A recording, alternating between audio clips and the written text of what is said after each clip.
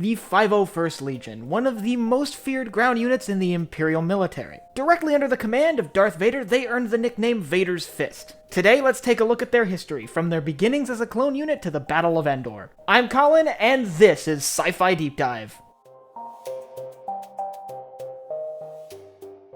Remember, if you enjoyed this video, to head down below and hit that subscribe button. So the 501st Legion, like most Imperial units, got its beginnings in the Clone Army. The forces of the 501st Legion first saw combat on the red sands of Geonosis. Following the conclusion of the first Battle of Geonosis, when the Grand Army of the Republic received its Jedi generals, the 501st was put under the command of General Anakin Skywalker. The first major engagement we know that they're involved in, following the Battle of Geonosis, is the Battle of Christophsis. There, they played a crucial role in preventing the Separatists from overtaking the planet. Now, while they were involved in the first Battle of Geonosis, it wouldn't be the last time the 501st would visit that world. They would return to Geonosis for the second Battle of Geonosis about halfway through the war. During that battle, the 501st was joined by the 212th Attack Battalion under the command of General Obi-Wan Kenobi. During that battle, they succeeded in destroying the Separatist factories, turning out their super tanks. After the second Battle of Geonosis, their forces ended up on Kamino, during which they played a crucial role in the Battle of Kamino and defending their birthplace from a Separatist attack. Following the Battle of Kamino, the 501st received a whole new set of armor. During the later years of the war, they partook in the Battle of Umbara, which saw the Republic attempting to dislodge local forces that were loyal to the Separatists. During the battle, their Jedi commander, Anakin Skywalker, got recalled to Coruscant, and they were briefly put under the command of Pong Krell. Pong Krell ultimately betrayed the clone unit and the Republic. During the battle, he attempted to have the clone troopers engage each other, whittling them down and making it easier for the Separatists to maintain their hold on the planet. His plot was ultimately foiled by a few of the commanding officers of the unit. In the final days of the war, the 501st was actually split up into two separate units. While a majority of the 501st would follow Anakin back to Coruscant, a small unit would follow Ahsoka to engage Darth Maul on the planet of Mandalore. This new unit kept the blue markings on the body portions of the Phase 2 armor, while they colored the helmets orange to match the markings on their new Jedi commander, Ahsoka Tano. During the fighting on Mandalore, they were able to defeat Death Watch and capture Darth Maul. It's around this time that Order 66 came down.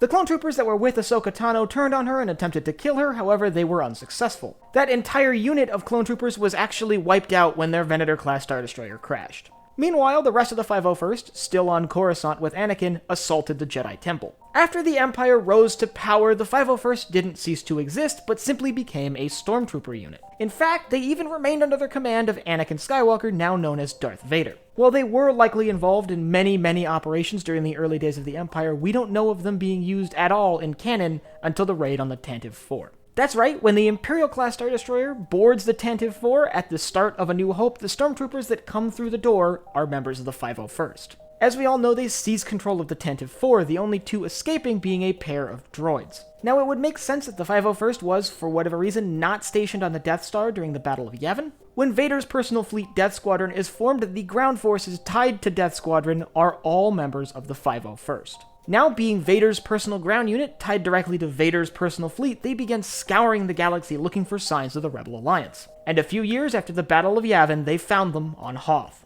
A special cold-weather unit of the 501st, known as Blizzard Squadron, carried out the attack on Echo Base. AT-ATs from the unit carried out the initial assault that destroyed the Rebel shield generator, and snowtroopers of the unit stormed the base. Following the Battle of Hoth, the 501st was deployed to Cloud City, where, during their brief occupation, they placed the city firmly under Imperial control. The next major deployment would be the Battle of Endor. During the Battle of Endor, the Emperor mentions that he has his finest legions on the surface of the forest moon. When he says that, he is referring to the 501st. The troops of the 501st, deployed to the forest moon, would capture the rebel forces that had seized the shield bunker, before quickly being beaten by a bunch of teddy bears with rocks and throwing spears. After the Battle of Endor, the future of the 501st Legion is pretty undocumented. I'm under the assumption that many of them were wiped out during the battle, and with Vader being dead, the others that survived probably were roped into other Imperial units or deserted. But during the last years of their history, they played a key role in hunting the Rebel Alliance, and they did so with Death Squadron. If you want to know about Vader's personal fleet of Star Destroyers known as Death Squadron, I'll leave a link up here to my video on that.